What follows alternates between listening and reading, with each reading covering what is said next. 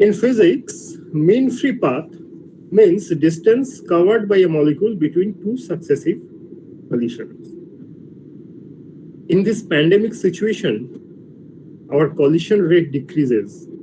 Free path is getting infinite and infinite. Now let's see what Akash Shaha says regarding this. Akash, the screen is all yours. হ্যাঁ, শোনা যাচ্ছে? হ্যাঁ, শোনা যাচ্ছে।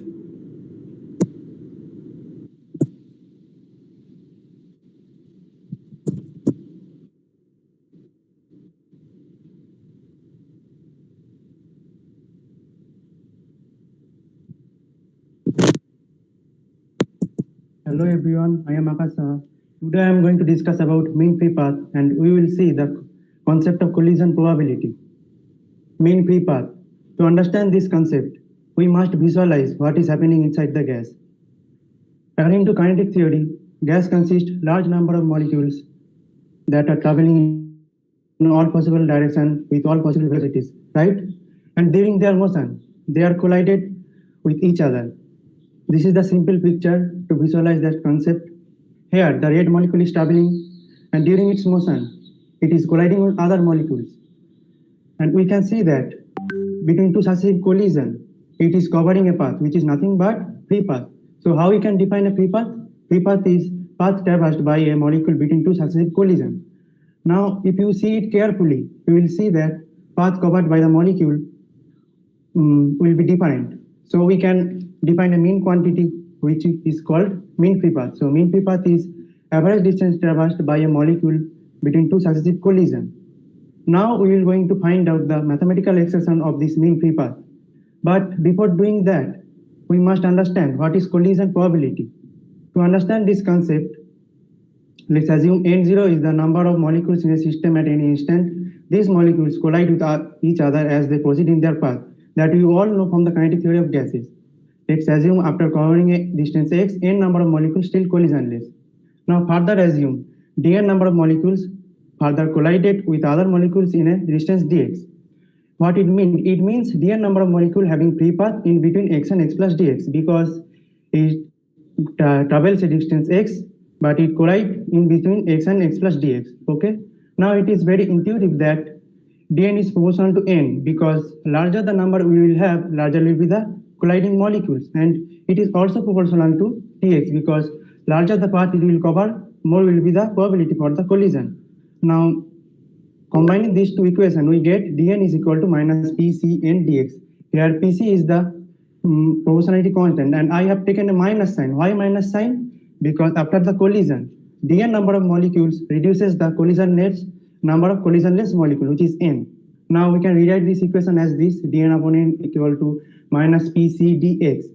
Now look at this expression carefully.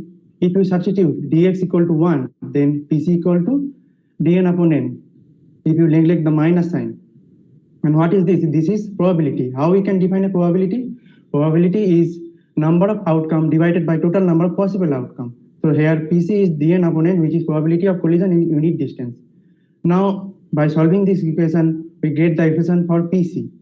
Now just solving this equation by integrating with proper limit, we know the limit when x is 0, n is n naught, when x is x, n is n. By solving the equation, we get n is equal to n0 e to the power minus pcx, and this is survival equation. Why it is called survival equation? Because it gives us the number of surviving molecules, which is n. After traveling a distance x, n number of molecule is still collisionless. So we know the value of dn and we know the n. So just substitute the value of n in dn. We get dn equal to minus pc n0 e to the power minus pcx dx. And I have already discussed that dn is equal to number of molecules with free path between x and x plus dx. As we know the number of molecules with free path between x and x plus dx, we can easily calculate the mean free path by this simple expression. What is this? This expression says that dn1 number of molecule having free path x1, dn2 number of molecule having free path x2, dn3 number of molecule having free path x3 plus dot dot dot. Total path covered by total number of molecule dn1 plus dn2 plus dn3 plus dot dot dot give us the expression for mean free path. As the number is very large, this we can replace this equation by integration. So we can rewrite this equation as integration over d x dot x mod dn by integration over dn. We have taken mod value because we are interested in number only. Now we know the total number of molecule is given by integration over dn, and we know the total number of molecule is n0. So we can rewrite this equation as 1 upon n0 integration over g at 0 to infinity, because free path can range from 0 to infinity. Pc n0 e to the power minus pcx dx. We can rewrite this equation as this, and just solve this equation by gamma function. We get mean free path is equal to 1 upon pc. Now larger the collision probability, lesser will be the mean free path. So by this expression, we can relate the equation which is we can relate this PC with the mean free path.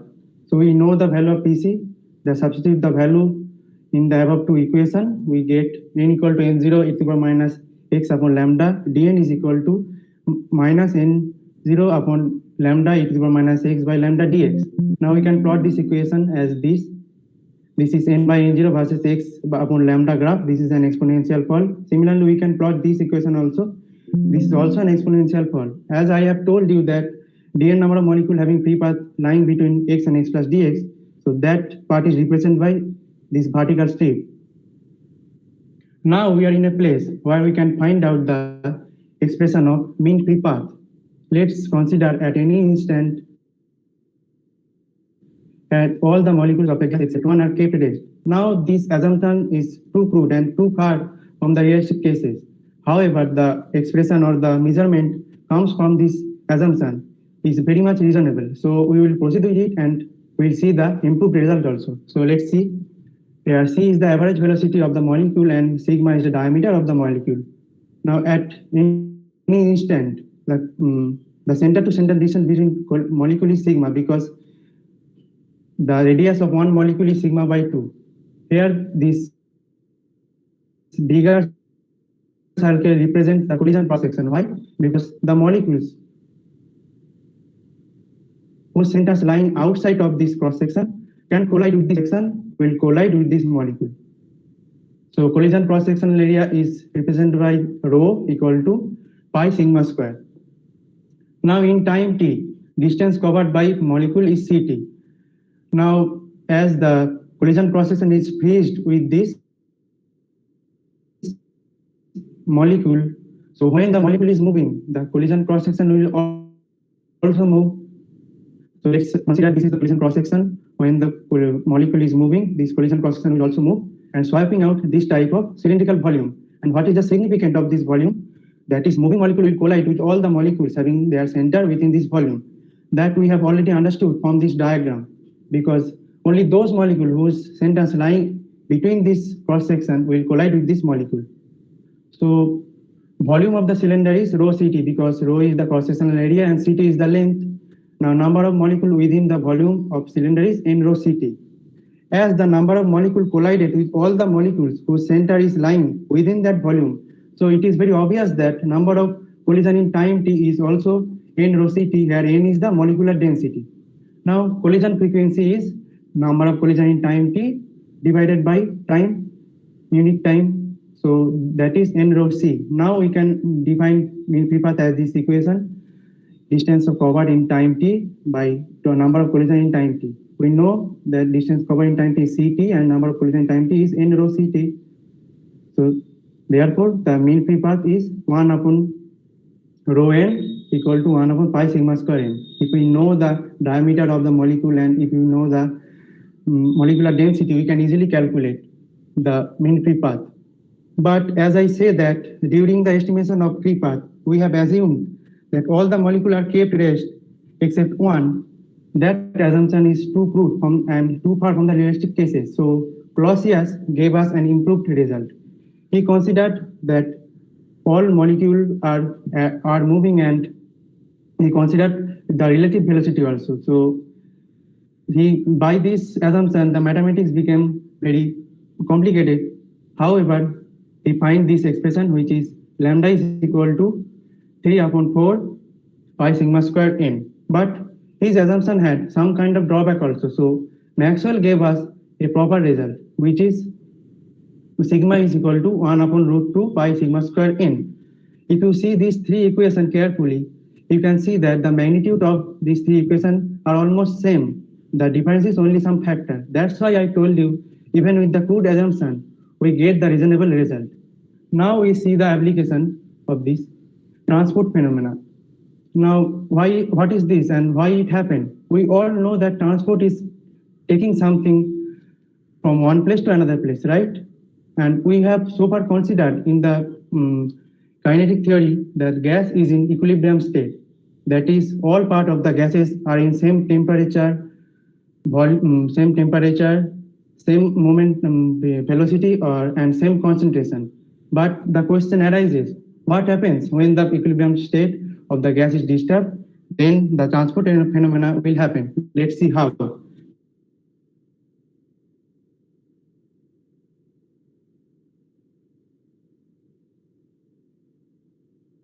A gas system has two layers. One layer is moving with different velocity from the adjacent part. In such scenario, there will be a transport of momentum from the faster moving layer to slower ones, and that phenomenon is called viscosity. Case 2, similarly, we can disturb the equilibrium state by heating one part of the gas. In such scenario, there will be a temperature inequality amongst the whole gas system.